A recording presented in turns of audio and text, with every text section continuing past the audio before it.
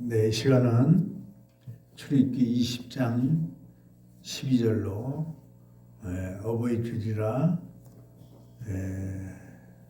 효도를 가르치자. 원래는 효도하면 잘 된다 했는데 우리가 이미 나이가 많이 들어가지고 자녀들이 많으니까 자녀들에게 효도를 가르치는 그런 본되는 저와 여러분 되시기 원해서 오늘 귀한 말씀을 받기를 원합니다. 아멘. 참 효도가 얼마나 중요한지 그게 일륜이고 천륜이라고 그러잖아요. 오늘 말씀도 내 부모를 공경하라. 하나님이 직접 말씀하신 내 부모를 공경하라. 그래서 아주 헌법에 10계명에 내 부모를 공경하라고. 효도는요, 흉내만 내도 복을 받는다는 거예요. 옛날 조선시대에 한 임금이 개성을 방문했어. 개성. 지금은 뭐 북한에 있죠. 근데 임금님이 오신다는 소문이 그 산속에, 깊은 산속에 나이 많고 병이 들어서 꼼짝도 못하는 어머니에게 들렸어. 그래서 어머니가 아들을 부릅니다. 아들아, 내가 지금 이렇게 꼼짝 못하는 병에 들었지만은 임금님이 이렇게 가까운 곳에 오신다는데 또 언제 내가 임금님을 뵙겠느냐. 내가 임금님을 보고 싶으니까 나를 업고 임금님을 좀 보게 해다오. 그래서 아들이 임금님 오시는 날에 어머니를 업고 50리길을 걸어간 세상에. 여기서 무안까지 25km니까 거의 무안 가다시피 어머니를 업고 그렇게 아들이 얼마나 힘들겠어요. 우선은 업기 전에 그 먼 데를 어떻게 가요 할 텐데 아들은 말없이 어머니를 업고 임금님 가까이 가셨어요. 그래서 그 임금님을 멀리서 보니까 어머니가 눈물이 주르르. 내 평생에 우리 아들 덕분에 임금님을 뵐 수 있다니. 그런데 그렇게 어머니가 이야기할 때 그 신하들이 그걸 듣고 임금님한테 말씀을 드렸어요. 저렇게 병든 노모를 어머니 임금님 보고 싶다고 저 아들이 50리길을 걸어왔으니 참으로 큰 효자입니다. 효자가 나타났습니다. 아니 임금님이 기뻐하시면서 금 100냥과 쌀 한 섬을 상으로 주라고 그랬어요. 이 시골에서 그게 엄청난 돈이고 엄청난 물질이죠. 그런데 그 얘기를 들은 한 불효자가 임금님이 다음에 어디로 오실까 해서 해제에 오신다는 얘기를 듣고 나도 가서 상을 받아야지.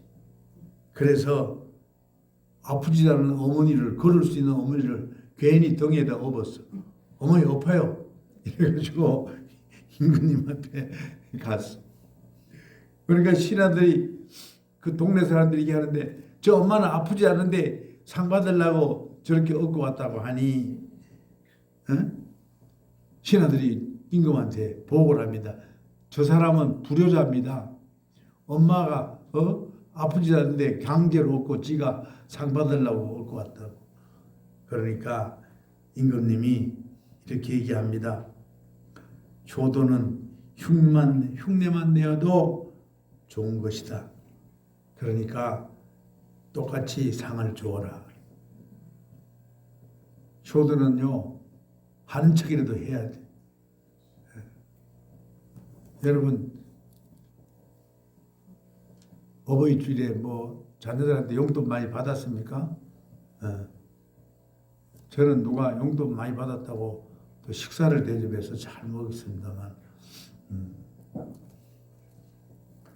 부모 눈에는 자식보다 더 귀한 보배가 없어요. 여러분 자식들 다 귀하죠? 다 귀해. 일본 속담에 효도와 불조심은 늦으면 후회한다. 우린 다 부모님들이 거의 돌아가셨잖아. 뭐 다 돌아가셨다고 봐도 과언이 아니네요. 그러니까 이제 효도할 부모도 안 계시지만 이제 후회스럽다고요. 후회스러워. 그러니까 처가나 시댁이나 할 것 없이 살아계신 부모님이 있으면 전화만 하지 말고, 하다못해 뭐 과일이라도 어머니 좋아하는 걸, 아버지 좋아하는 걸 싸서 잘 모시세요. 용돈도 많이 드리고. 늦으면 후회. 불난 뒤에 뭐 하냐고. 불난 후에 후회하면 뭐 하냐고. 부모님 돌아가신 다음에 후회하면 뭐 하냐고. 있을 때 잘해. 아멘. 옛날 말에 긴 병에 효자 없다고 해요. 오늘날에는 너무 오래 살아서, 너무 오래 사니까 장수에 효자가 없다. 너무 사니까 지겨워 아주. 그러니까 효도 안 해도 엄마가 알아서, 아버지가 알아서 잘 사니까 우리 자녀들도 그래, 내한테. 내가 너무 오래 사니까, 건강하게 사니까 별로 관심이 없는 것 같아.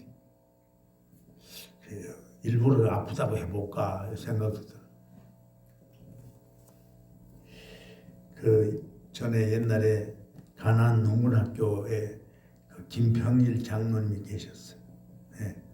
효를 알면 성공이 보이고 효자 가문이 번창하고 믿는 집안에서 효자가 난다. 그런 말을 하셨어요. 효도가 성공을 낳고 효도가 가문을 낳고 효도하면 결국 잘 된다. 아멘. 우리는 이제 효도를 할 수가 없잖아요, 여러분. 평권사님이 어떻게 효도를 하시겠어?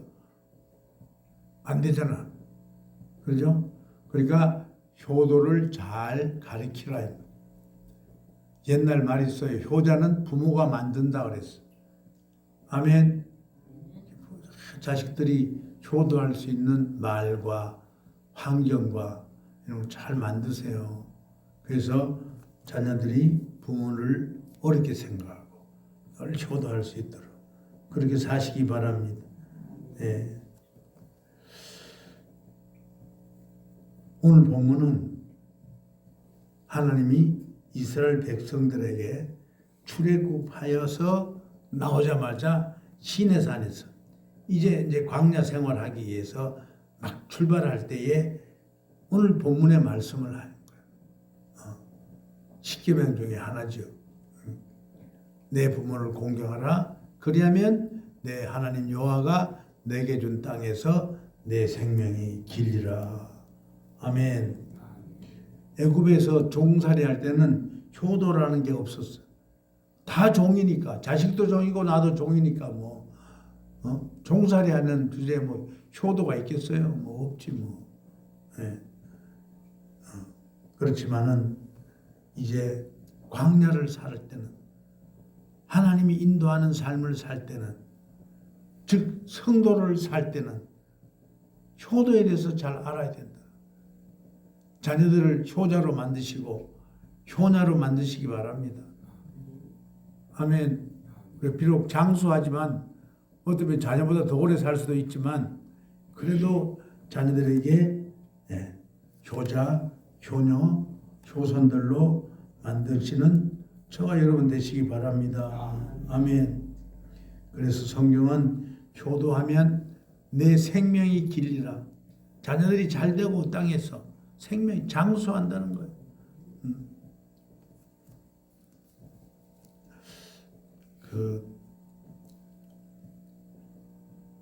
박찬석 경북대 총장을 지낸 분이 있어요. 박찬석 씨라고. 오래전에 경북대 총장을 지내셨어요. 이분은 총장을 지냈으니까 보통이 아니죠. 국립대학인데 서울대학 다음으로 좋은 국립대학이에요. 그래서 이분이 중학교를 갔는데요. 이제 머리가 좀 크니까 공부를 하기 싫은 거야. 그래서 맨날 공부는 안 하고 놀고 학교에 와서는 졸고 선생님은 떠들어라 나는 존다. 이렇게 하니까 공부를 안 하니까 어떻게 했냐.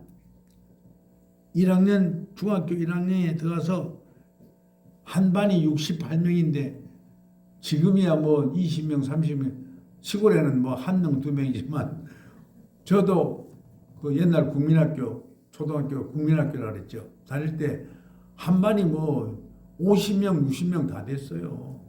예. 중학교 때도 그랬고 고등학교 때도 그랬어. 그때는 뭐 하도 많이 낳고 하니까 한 가정에 뭐 형제들이 6명 많으면 뭐 8명까지도 9명도 있고 그래요. 제가 아는 어떤 분은 아들 하나 낳으려고 열을 낳았어. 열을. 세상에. 그래도 아들 못 낳았어. 그런 분도 있더라고. 그래서 이분이 68명 중에서 68등을 했어요. 공부를 잘한 거예요? 못한 거예요? 아니 68명 중에 68등을 했다니까. 기가 막히네. 그런데 이제 이거를 이제 아버지한테 가서 성적표를 보여야 돼. 도장 찍어와야 돼. 이거 뭐 보통 일 아니에요. 이제 나는 죽었다. 이제 이래 될 거 아니에요. 그리고 사실은 아버님이 그 당시에 소작을 했다고. 재산이 없어요. 남의 논밭을 읽어서 소작을 했단 말이에요. 그게 어렵죠. 어렵게 살아도 먹을 거 안 입고 입을 걸 허리고 해서 그 돈으로 아이를 학교를 보내는데 아니 이거 뭐 성적이 그럼 썩었어요? 그리고 또 가면 맞아 죽어. 이제 이거 68등이 말이 돼. 한 10등 해야 되나 뭐 이러면 괜찮은데 그래가지고요 그거를 성적표를 칼로 살살살살 긁었어. 그래서 긁어가지고 일자를 싹 적었어. 일자. 그래 68명 중에 몇 등인 거요? 1등. 그래서 아버지한테 갖다 드렸어. 그 아버지가 그다음 도장을 꽉 찍고 성적표를 이렇게 보신 다음에 어땠을까? 얘는 지금 조마조마하고 막 가슴이 벌렁벌렁하고 이제 오늘 죽었다 이제 이런 마음을 먹고 있는데 아버지가 야, 너 너무 잘했구나.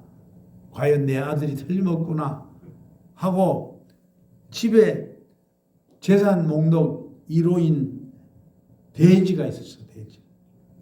네? 돼지를 키웠는데 딱 한 마리를 어떻게 새끼 돼지를 가져와서 이제 키워가지고 꽤 컸어요. 그 돼지를 잡았어. 아들이 몇 등 했으니까? 1등 했으니까.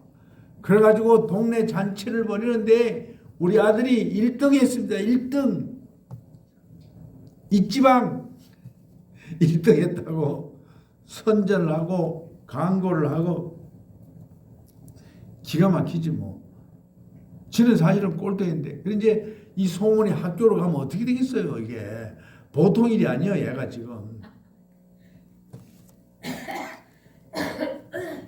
그러다 걔가 후회하기 시작했어.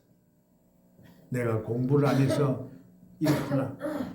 내가 이제 공부를 해서 정말로 우리 아버지가 이렇게 나에게 자식을 최고라고 하는데 아니 재산 그밖에 없는 돼지 한 마리 큰 거 그걸 잡아서 잔치를 벌일 정도로 나를 사랑하시는데 내가 진짜 아버지를 기쁘게 해드리겠다.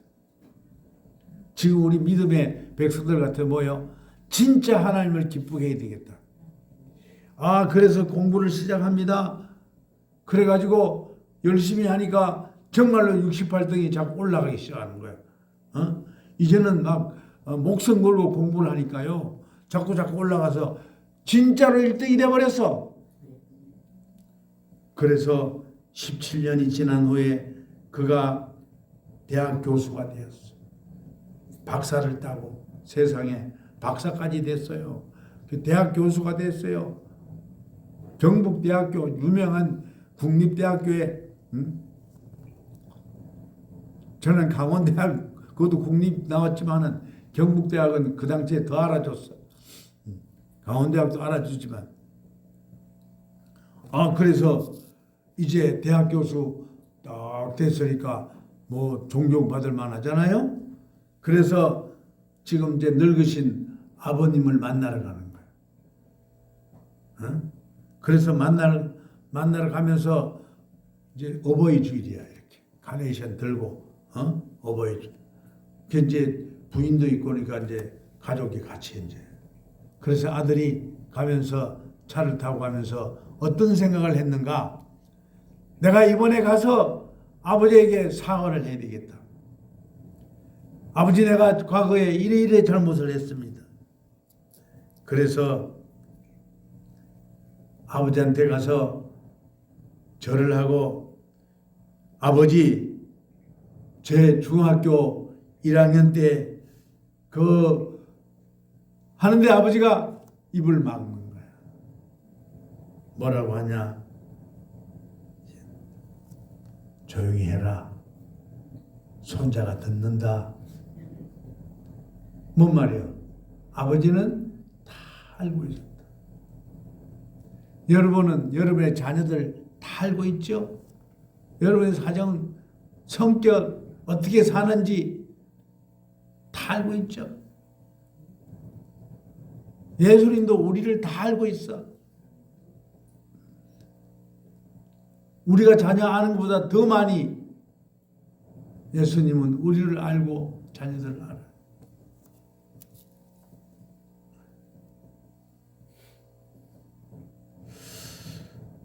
자, 그런데 중요한 건 뭐냐? 나중에 이 교수가 글을 썼는데, 대학 총장이 된 나는 아직도 우리 부모의 마음을 알 수가 없다. 그만큼 부모들이 마음이 넓고, 자식은 부모 마음을 잘 모른다고. 근데 부모는 자식의 마음을 다 알아. 우리는 하나님의 마음을 어때요, 여러분? 다 알지 못해. 그렇지만은 하나님은 우리의 마음을 너무나 잘 아는 거예요. 신명기 5장 16절에 보면 내 부모를 공경하라. 그리하면 내 하나님 여호와가 내게 준 땅에서 내 생명이 길고 복을 누리리라. 출애굽기에 이어서 신명기도 그 말씀을 하셨어요.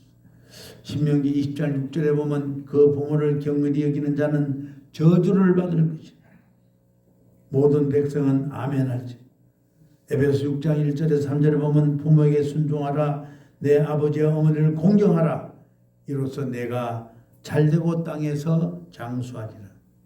다 오늘 이런 말씀은 출애굽기 20장 12절에 있는 말씀을 근간으로 하신 말씀.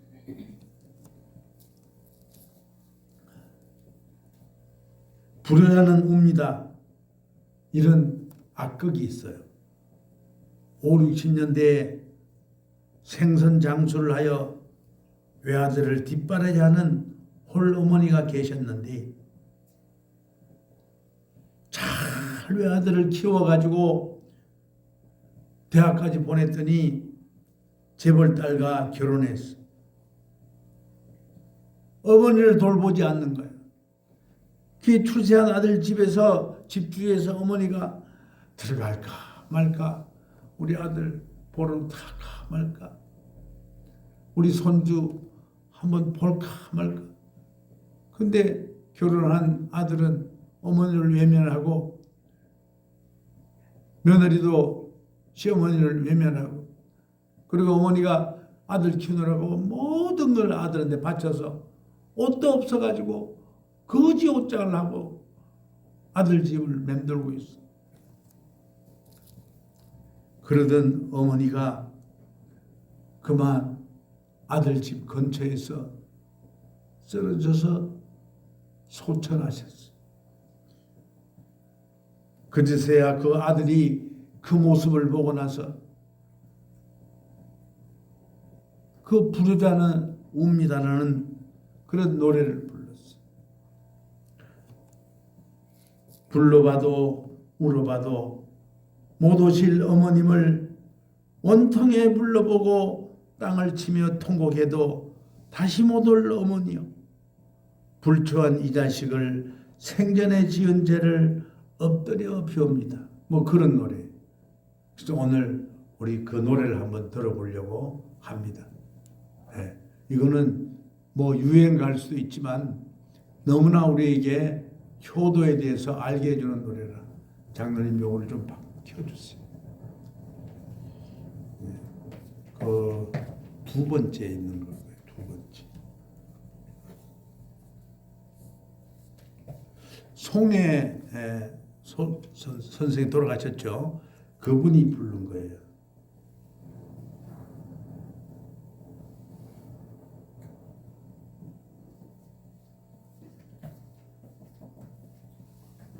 네.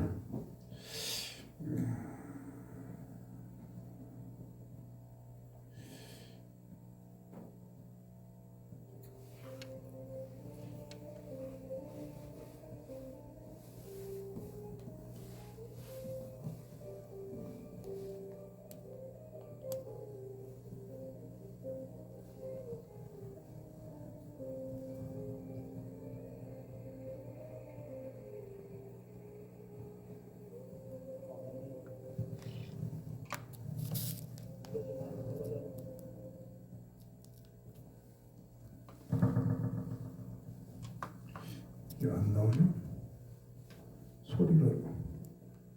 되게 고상기도 파릇한 잎새에 묻혀서 어디론가 가버립니다. 그리운 어머니, 불효의 세월이 너무 길어 이제 지치나 봅니다. 어머님 생각에 한없이 흘렸던 눈물도 이제 바닥이 났나 봅니다. 어머니, 꿈속에서나마 또렷하게만 뵀던 어머님 얼굴이 왜 그리 흑여만 갑니까? 어머니, 날씨마저 변덕을 부리네요. 야멸차게 피바람이 몰아치고 천둥번개가 으르렁댈 때면 따뜻한 속옷 한 번 제대로 벗어드린 이 부녀 자식의 찢어지는 가슴을 달래줄 수 없습니다. 어머니, 오늘 이 부녀 자식 용서해 주세요. 꼭 용서해 주세요. 철없이 음성만 부리던 이 자식이 내년이면 80입니다. 어머니, 어머니, 더 이상 용서를 빌 시간이 없나 봐요.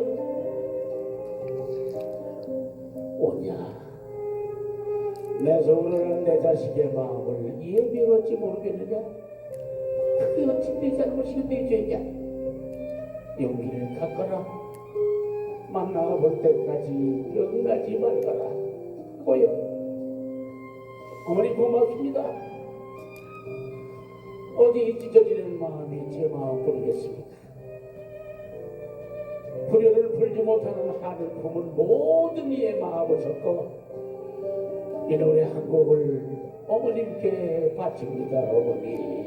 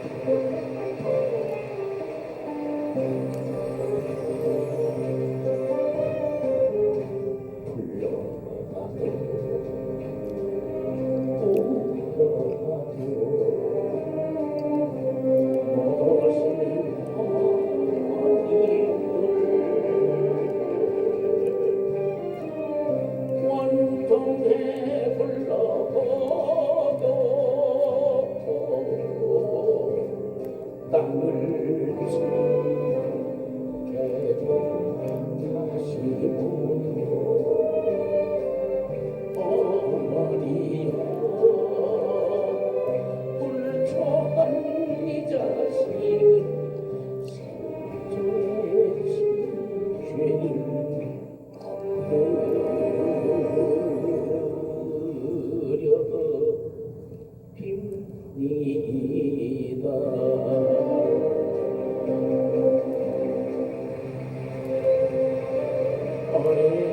꼭 살아계세요. 이 자식이 무릎 꿇고 여기 왔습니다. 때까지 꼭 살아주세요 어머니.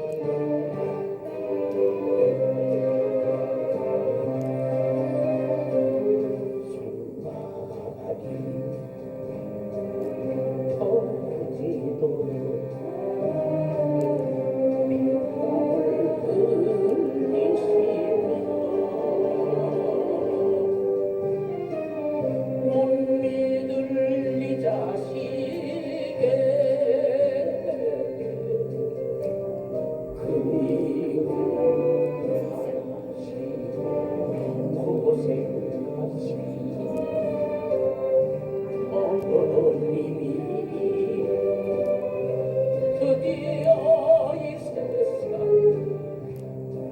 물러가셨네.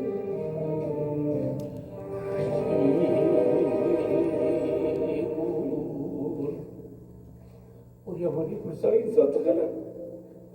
어머니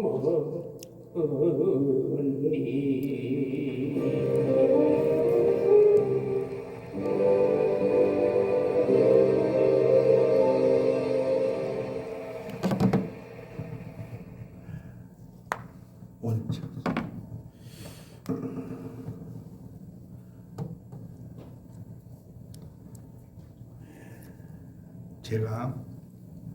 저도 목이 많이 메이네. 제가 한 번은 우리 장로님하고 또 몇몇 성도님들하고 그 코다리 집에 갔어요. 그 무안에 코다리 집 있죠. 근데 이제 코다리를 시켰는데 그 코다리 시켜 나서 자기네는 명태 머리가 맛있다는 거야. 명태 머리는 내가 아무리 생각해도 그 뼈삼기밖에 없는데 그게 맛있다는 거야. 장모님도 그렇고 뭐. 나는 아무 생각 없이 살집만 발라 먹었어. 배부르게 먹었지. 내가 시간이 흐른 다음에 보니까 목사님 살집 많이 먹으라고. 그걸 내가 몰랐어.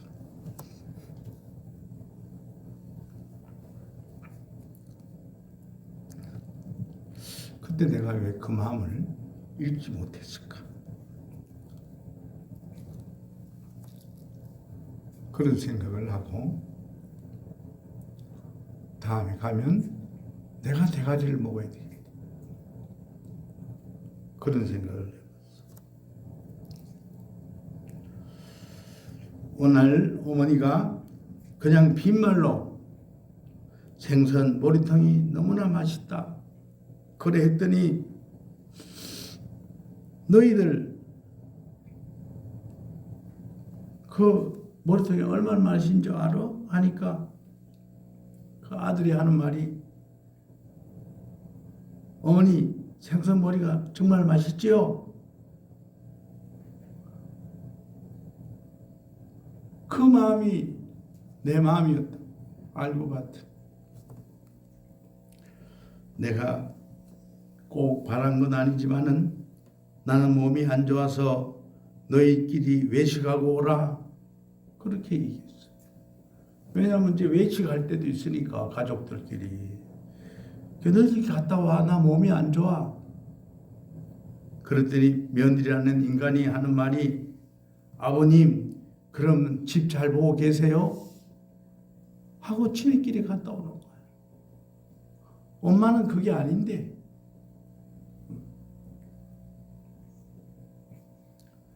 저도 이렇게 아버님, 어머니 살아 계실 때 아버님 이번에 꼭 갈게요. 이런 명절에 꼭 갈게요. 그러면 아버님이 뭘 하냐? 야 바쁜데 오지 마라. 야 바쁜데 뭘 와? 오지 마. 그래서 그 말을 그냥 듣고요. 안 간 적도 있어요.